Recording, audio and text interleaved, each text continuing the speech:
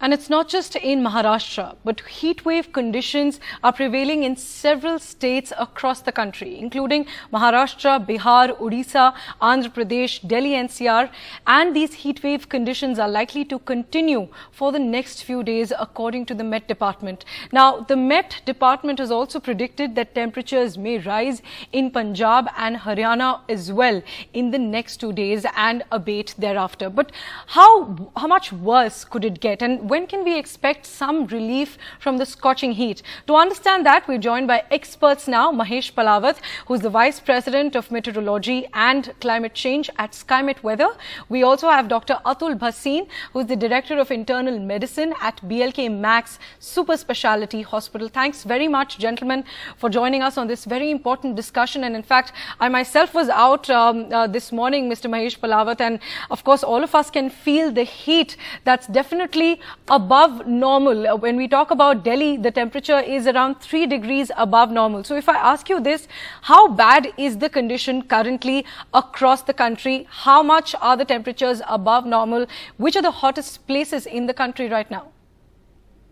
See, now temperatures over northwest India, central India and eastern parts of the country are significantly above normal by 3 to 4 degrees, and some parts of Gangetic West Bengal, Bihar, Odisha and coastal Andhra Pradesh, they are reeling under heat wave conditions. So the temperatures are more than 4 degrees above normal, and we expect that temperatures will continue to rise further for at least next 2 days, and some more parts of northwest, central and east India may come under heat wave. And by 19th and 20th of April, there are chances of pre-monsoon rain and thunder shower activities across northwest India, especially over hills, Punjab, Haryana, North Rajasthan, Delhi, western parts of Uttar Pradesh, some parts of Rajasthan, Madhya Pradesh and Maharashtra. These areas will get pre-monsoon rain and thunder shower activities, and temperatures may drop by 2 to 3 degrees during that period. And heat wave may abate for short duration. For say between 19th and 21st of April, heat wave may abate from these areas. Then again, temperatures will start increasing as weather will go dry once again.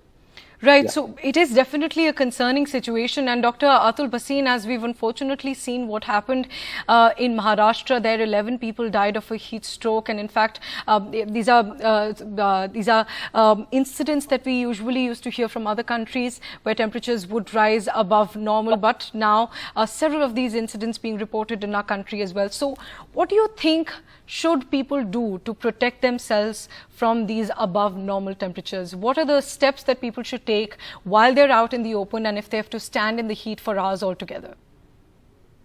See, the most important thing which we must understand here is that the body generates its own heat, and plus the temperatures as it is rising, there's an imbalance between the loss of heat from the body. The mechanisms fail. So as the temperatures and the humidity go up, there's a tendency of body temperature to go up. So what most important thing is that first of all, we must identify the red herring signs which will appear, like people will start developing nausea, there will be lots of sweating, there will be muscle cramps, tiredness, fatigue.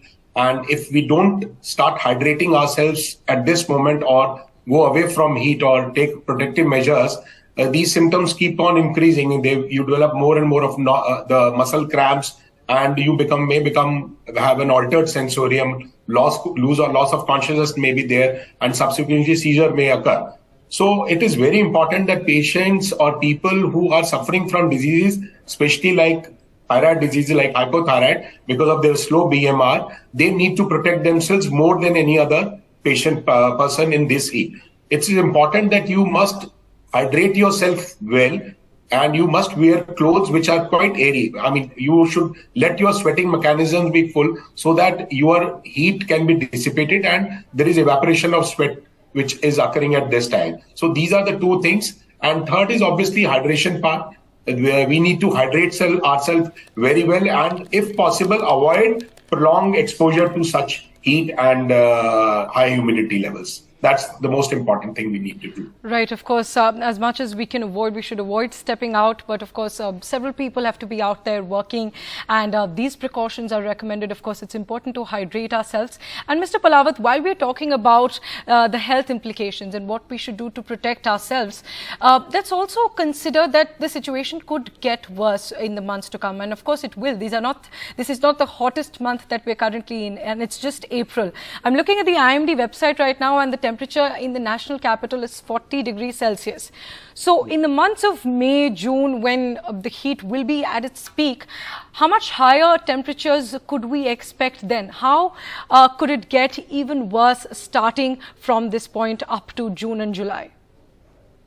See, the month of May is one of the hottest months, and pre-monsoon activities are not very severe and continuous over northwest India, particularly over Punjab, Haryana, Rajasthan, Gujarat, Madhya Pradesh, Uttar Pradesh. All these areas usually experience prolonged heat wave conditions. Since last few years, we have seen, due to climate change and global warming, the intensity and duration of heat wave has increased. And now we expect that temperatures may remain above 40 degree for entire April, after say 22nd or 23rd of April. And in the month of May, temperatures are expected to cross 45 degree over many parts of northwest India, central and east India, and some parts of Telangana and interior Karnataka. And the temperatures, when they cross 45 degree, naturally it is called heat wave, and relief will be short.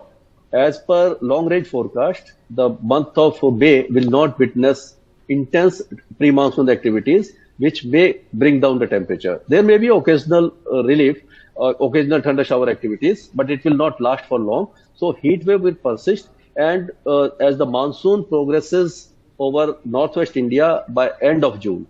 So and first Mr. half Palawat, of if June I is can very ask you critical. this, that last year as well, we saw temperatures around 49 to 50 degrees Celsius also Yes. in several parts. And so are we expecting something along those lines this year as well? And if you compare the temperature that we're currently seeing and what we're expecting for this year, if you compare it with the last few years, where do we stand? Is it much worse compared to the last few years?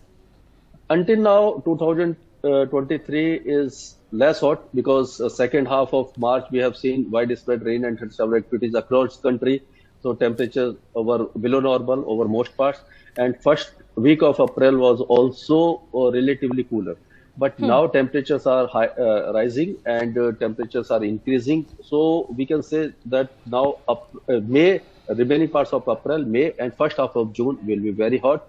And as the prediction is there that pre-monsoon activities will less than normal, and when monsoon reaches on 1st of June, the normal date of monsoon to touch Kerala, and after that the monsoon progresses over South Peninsula and eastern parts of the country and parts of central India, and wind direction changes from westerly to easterly, leading to increase in humidity levels over northwest India, particularly Punjab, Haryana, Delhi, Uttar Pradesh, all these areas.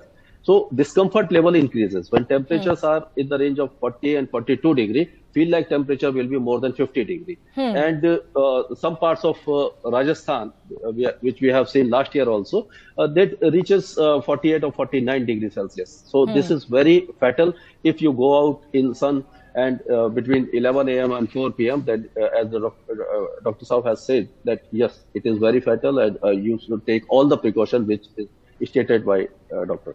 Right, of course, taking those precautions are important, and of course, while all of us hope for that rain that you mentioned about, Mr. Palawat, but till then, we have to, of course, take precautions and take care of ourselves so that we don't face any consequences of the heat. And Dr. Bhasin, coming on that front, of course, you've mentioned some of the precautions that people should take, but and you've also touched upon the people who are at high risk of facing consequences. If you could just give us details of which are the people who are at a higher risk from the heat, and also, are there any foods that can help us face the heat more strongly? Are there any foods, any diet that we should take so that we can fight the scorching heat when we step out better than we are already?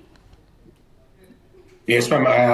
It's very important that the people, the senior citizens, the people who are at a higher age group, they have a very impaired sweating mechanism. So they should avoid this extreme heat at all the moments, especially during the peak hours, as rightly said by my colleague. And then patients who are on diuretic therapy or taking medicines for their BP, they are also dehydrated. So they need to be taken care of. They need to take care of themselves. Similarly, the patients of diabetes, they have an impaired autonomic sympathetic system. So they are not able to control their heat mechanism at times because they are not able to sweat and the mechanisms are not good. And especially hypothyroid patients, as I already told you, because there is an increased tendency of BMR getting impaired in these patients. So these kind of patients should be very careful when they are going out during the peak hours of heat. And to avoid all this, I think the most important thing is they should hydrate themselves well. And in summer season, we are very lucky to be in a country where we have lots of fruits which can, hydrate yourself very well, like watermelon and everything. So you can take lots of juices, fluid, nimbu pani, whatever is available, coconut water. All these fluids should be used liberally by most of the people who are working in heat, and specifically by patients who are suffering from disease and are on some kind of medicines which are going to further deteriorate their functions. So they need to be take care of these things. Right. Dr. Bhasin, it's something that's very basic. It's something that all of us always remember, that we should keep ourselves hydrated. But it's something that just slips through the cracks and nobody really stresses upon it too much. But of course, it's important, and it's the most basic thing that can help all of us fight the heat. Thanks very much, gentlemen, for joining us on this important discussion, as all of us will, of course, wait for the showers, for the rain that Mr. Palawat was talking about. But before that, we should take all of these precautions, keep ourselves hydrated, have fruits to be able to fight the heat better and to be able to keep ourselves healthy, as the temperatures are only going to rise in the months of May, June as well. So it's important to keep ourselves prepared and hydrated.